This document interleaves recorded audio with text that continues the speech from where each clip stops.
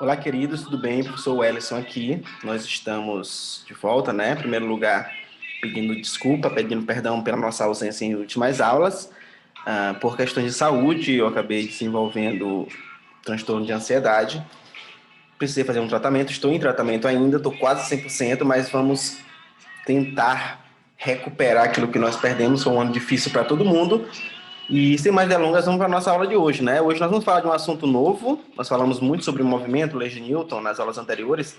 E nós vamos aproveitar a segunda lei de Newton, que é o princípio, né, fundamental da dinâmica do movimento dos corpos e das forças que envolvem esses movimentos. A gente vai falar com o slide do professor Carlos Alberto Aragão, do IFMA da Bahia, no campus Irecê. É um professor muito bom, uso o material dele há muito tempo já, que ele produz. E ele vai falar um pouco sobre a gravitação universal de Newton. Por que nós vamos falar de Newton? Porque é aquilo que a gente chama de gravitação clássica, ou gravitação da física clássica. Esses experimentos foram desenvolvidos pelo próprio nome, pelo Sr. Isaac Newton, e que foi, sem dúvida, um dos maiores, se não o maior cientista de todos os tempos. Ele e Einstein ali são bem pareios, certo? Vamos lá, sem mais delongas, para a nossa aula, e nós vamos falar sobre a gravitação universal. Vou diminuir meu vídeo aqui, o que importa é o slide para vocês. Que nesta aula nós abordaremos o estudo da gravitação universal de Newton, onde faremos uma introdução histórica vendo as principais características da época. Porque é claro que as leis de Newton são válidas até hoje, funcionam, só que sob um determinado referencial. Quando nós falamos de velocidade muito altas, próximas à da luz, ou corpos muito pequenos, com tamanho próximo ali dos átomos ou de partículas subatômicas, as leis de Newton acabam tendo uma pequena variação, que nós vamos estudar em física quântica ou física moderna, geralmente a partir do terceiro ano do ensino médio, certo?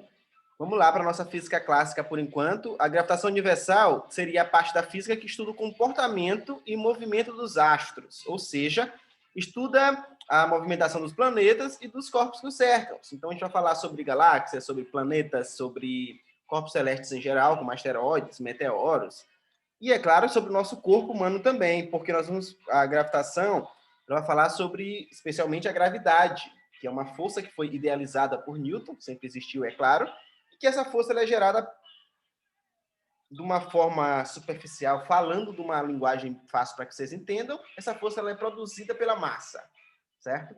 Então, todo corpo que tem massa, que tem peso, né? Multiplicando a massa pela gravidade, a gente vai ter o peso. Então, todo corpo que tem peso, ele tem massa, e se tem massa, ele tem gravidade. Ou seja, o meu corpo, como eu tenho um determinado peso, eu tenho gravidade. Eu consigo atrair as coisas apenas com a gravidade, certo? Eu poderia, por exemplo, atrair esse controle que também tem massa.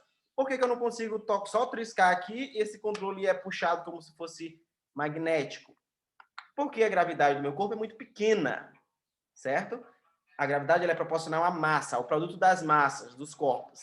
Então, como o meu peso é muito pequeno, comparado com o planeta Terra, por exemplo, deve ser bem mais pesado, e o controle mais leve ainda, então a gente acaba não tendo essa visibilidade das ações da gravidade do nosso corpo. Mas já adianto que qualquer corpo, qualquer matéria que tem massa, é claro, porque é matéria, né? Ela tem gravidade, certo? Então, se chegar algum amiguinho, uma amiguinha dizendo que você o atrai, cuidado que ele pode estar te chamando de cheinho, né? Quanto mais pesado, mais atração você tem, pelo menos gravitacional. A gente tem umas imagens aqui, gente, planetas, são animações, é claro, não são imagens reais, e a gente consegue ver satélites, como que o cara consegue, como que a NASA, por exemplo, que é a agência espacial mais famosa do mundo, existem outras, mas a mais famosa é a NASA, como que a NASA consegue pegar um satélite gigante e jogar lá no espaço e ele ficar rodando sem cair? O que segura aquilo lá? Se é a gravidade, se a gravidade puxa os corpos para baixo, por que a gravidade não puxa a estação espacial, por exemplo, esses satélites artificiais? Por que a gravidade não puxa eles? Então, quando a gente entender esse contexto histórico e teórico que envolve a gravitação, a gente vai conseguir entender esses fenômenos com maior tranquilidade. Então, um pouco de histórico, a gravitação universal, desde cedo, na história da humanidade, há registro de observação de corpos celestes. Então, até hoje, gente, por mais que a gente conheça, pelo menos teoricamente, uma série de fatores sobre os astros, a partir da ciência, o ser humano sempre se encantou pelo céu, por aquilo que a gente vê durante o dia e durante a noite. Quem nunca achou maravilhoso a cor, por exemplo, do céu? Por que o céu é azul? Tem até uma música de Legião Urbana, né? Que diz por que o céu é azul. A gente pode ver à noite, por exemplo, a lua, as fases da lua que sempre influenciaram muito. Existem pessoas, inclusive, que acreditam que a lua interfere na personalidade, que os astros interferem. Isso é pseudociência, mas existem pessoas que acreditam nisso. Então, assim, os astros sempre fizeram parte da história da humanidade. Inclusive, são importantes para que a gente consiga se localizar no planeta Terra, para que a gente consiga prever alguns fenômenos e também influencia no nosso clima, né? Nossas marés, uma série de outras coisas. Então, os antigos escritores chineses, por exemplo, eles falaram de fenômenos astronômicos, como eclipses, surgimento de cometas, e existe uma civilização chinesa que, muito antigamente mesmo, tem um escrito muito antigo, que relata uma suposta explosão de supernova, certo? Que são coisas que a gente acabou de descobrir, mas que deixaram o céu claro, por exemplo, por vários e vários dias, certo? Existem relatos históricos de chineses sobre explosões de supernova que vocês vão ver daqui no final do nosso estudo sobre gravitação. Os antigos navegantes também se orientavam pelo movimento das luas e das estrelas. Por exemplo, as constelações servem, inclusive, para que a gente consiga se localizar em qualquer lugar do planeta. Se de repente, hoje nós temos GPS, né, no celular, qualquer lugar do planeta, você sabe onde é que você está exatamente. Mas antigamente, antes de existir isso, antes mesmo de existir a bússola, o ser humano conseguia se localizar apenas observando os astros. Quem nunca, por exemplo, viu o Cruzeiro do Sul, que é muito fácil de ver aqui no Brasil, essa constelação, e que a gente consegue se localizar mais ou menos através dele. Gente, um pouco de história sobre gravitação. Essa história, ela, desde o Renascimento, os modelos geocêntrico e heliocêntrico, essa guerra entre esses modelos tinha acabado. Só que com o surgimento de uma pseudociência chamada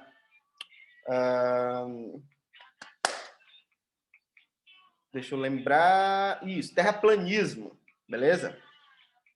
Nos últimos, sei lá, 5, 10 anos, surgiu, né, o terraplanismo, que é uma teoria nova, pseudocientífica, né, podemos falar isso sem dúvida, que diz que a Terra é o centro do universo.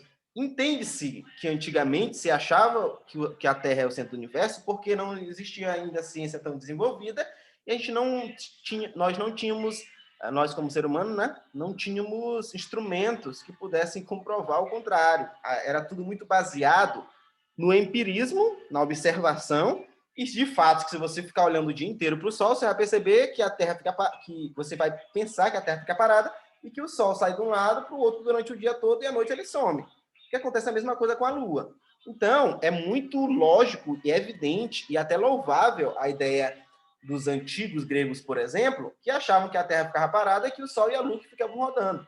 É super interessante essa ideia, super lógica, certo? Porque depende do referencial. De fato, a Lua e o Sol se movem em relação à Terra. Quando você pega a Terra como referencial, não tem erro nenhum nisso. Só que depois que a gente descobriu tudo, especialmente a partir do heliocentrismo, que disse que o Sol seria o centro do sistema solar e não a Terra, aí sim a gente vai perceber que a gente consegue explicar todos os fenômenos astronômicos que acontecem com esse modelo, certo? É claro, gente, que eu posso considerar, para fim de cálculo, a Terra como centro e considerar o restante ao redor. Não tem problema nenhum em relação a isso, certo? Mas do sistema solar, o Sol é o centro, certo? É o corpo celeste. Por que eu digo que ele é o centro? Porque ele é o corpo celeste de maior massa, consequentemente é o que tem maior gravidade, pelo menos em seu sistema, certo? O modelo geocêntrico, ele foi idealizado, pelo menos os dados históricos que nós temos para quem idealizou, foi um grandioso cientista de Alexandria. Vocês conhecem a história de Alexandre o Grande e as cidades que ele conquistou, na verdade, o mundo inteiro na época, né? Que tudo que era possível ser conquistado, ele conquistou. Um pouquinho de história, revejam com o professor de história de vocês. Cláudio Ptolomeu de Alexandria. Inclusive, hoje em dia, na Escolinha do Professor Raimundo, a nova versão, e na versão antiga também, tem um personagem que é homenagem a Ptolomeu, certo? O próprio nome refere-se a Ptolomeu, que foi um grande estudioso, que esse modelo durou desde quando se conhece ciência até o século XVI. Então, foram centenas de anos as pessoas achando que Ptolomeu estava certo em relação à Terra, que a Terra seria o centro, não só do sistema solar, não existia ainda essa nomenclatura, mas que a Terra seria o centro de todo o universo. Isso durou até o século XVI, com discussões entre Galileu e Copérnico, né? Nicolau Copérnico, que você já deve ter ouvido falar, foi um cara que revolucionou isso, percebeu com observações que, de fato, o Sol seria o centro, pelo menos, do sistema solar, certo? E para Ptolomeu, ele achava que, além da Terra ser o centro do universo, todos os planetas giravam ao redor da Terra, certo? Com observações astronômicas, não foi só pensou isso, não. Ele observou. E, como eu já falei no início do vídeo, de fato, se a gente parar para observar, a impressão que a gente tem é que os astros estão se movendo ao redor da Terra e não a Terra ao redor dos astros, tá? Até porque nós sabemos que não existe apenas um tipo de movimentação da Terra, há pelo menos dois: movimento de rotação, em que a Terra gira em torno do seu próprio eixo, e também temos o movimento de translação, que é quando a Terra gira em torno do eixo do Sol. Só que aí, Nicolau Copérnico, entre 1473 e 1543, foi a sua período de vida, e Galileu Galilei, que foi o mais famoso deles, por exemplo, entre 1564 e 1642, anos depois, deixa eu ver aqui, 19 anos depois que Copérnico morreu, Galileu Galilei reivindicou também a sua teoria, que diz que, na verdade, o Sol seria o centro do universo. Hoje em dia, vale lembrar o seguinte: a gente não considera o Sol o centro do universo, mas do sistema solar, certo? Ou seja, o sistema solar é um sistema em que o Sol é o principal componente astronômico, ou seja, o corpo celeste com maior massa, dos que estão próximos dele. Nós chamamos de sistema solar na galáxia Via Láctea, beleza? Só que é claro que o universo é gigantesco, não tem como você saber exatamente qual o centro do universo, onde foi que ele começou. Existem alguns estudos relacionados a isso em física moderna, a gente vai chegar lá, certo? Por enquanto, classicamente falando, é isso. A gente vai considerar o Sol o centro do sistema solar, mas na época se achava que era o centro do universo. Por quê? Não porque eles mediam o meio do universo, mas porque eles perceberam que, ao invés do Sol girar ao redor da Terra, era a Terra que girava ao redor do Sol, no movimento de translação que durava um ano, certo? É basicamente isso. Antes de ir para a linha de Kepler, vale lembrar que Copérnico, na época que Copérnico resolveu publicar as suas descobertas, e ele não queria brigar com ninguém, ele só queria dizer que, infelizmente, Ptolomeu estava errado e que Terra não era o centro do universo. Só que, na época da Idade Média, né, vocês podem ver pela data aí, conhecido como Idade das Trevas, a Igreja Católica Apostólica Romana tinha um domínio político-religioso, né, e econômico e tudo mais, especialmente da Europa, Eurásia ali, e a gente vai lembrar que qualquer coisa que fosse contrária à Igreja teria consequências drásticas. Inclusive, Nicolau Copérnico, ele foi condenado à morte por, se eu não me engano, gente, foi queimado vivo em praça pública porque ele disse que a Terra não era centro do universo. A ideia da Igreja na época era a seguinte: se a Terra não for o centro do universo, a Terra não é tão especial assim, como se achava. Consequentemente, você está dizendo que Deus que não criou a Terra, então você está ficando doido, vai lá e fogueira para ninguém querer desobedecer. 19 anos depois, nasceu Galileu Galilei. Só que Galileu Galileu, ele foi mais esperto que Copérnico. Ele era amigo do Papa. Então, era um cara próximo ao Papa, ao sênior, né, da Igreja Católica. Então, ele não ia chegar e dizer lá de peito aberto que a Igreja estava errada em relação a isso. Não, ele fez todo um contexto, vocês podem ver o contexto histórico, que é muito bacana, tá? Muito bacana mesmo, vale muito a pena. Tem uns documentários na Discovery, tem documentário no YouTube em geral, tá? Sobre essa história de Galileu Galilei. Só que Galileu, ele produziu, por exemplo, foi o primeiro cara que fez uma luneta, certo? Galileu era tão inteligente e tão infiltrado na igreja que, para você ter uma ideia, o que fez ele ficar famoso na época nem foi a criação da luneta. Ele fez coisa maravilhosa, por exemplo, as luas de Júpiter. Ninguém nunca na história tinha visto a lua de Júpiter, porque é impossível ver a olho nu, só dá para ver com telescópio. E como Galileu criou o telescópio, quando ele apontou para Júpiter, ele viu o primeiro ser humano da história a ver as luas de Júpiter. Então imagina a sensação de você criar uma coisa e ver uma coisa que ninguém nunca viu. Foi o que Galileu conseguiu fazer, certo? Mas ele não ficou famoso por absolutamente nada disso. Ele ficou famoso na igreja na época porque ele conseguiu, observe o absurdo, ele conseguiu calcular a localização exata do inferno, supostamente, né? E teria também conseguido calcular o volume do corpo de Lúcifer, do Satanás do pé preto, certo? Ele tinha usado alguns textos bíblicos, alguns cálculos matemáticos, conseguiu fazer a localização, o formato do inferno, que parecia uma espécie de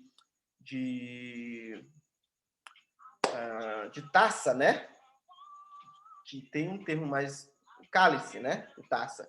Que, inclusive, é um dos símbolos Illuminatis de sociedade secreta da Igreja Católica, da qual o próprio Galileu participava. Vocês podem ver isso, gente, lendo o livro, um livro que ele é fictício, mas tem muita história envolvida, história real, nos livros do Código da Vinci, da sequência de Código da Vinci. O autor é Dan Brown, acho que vocês devem conhecer.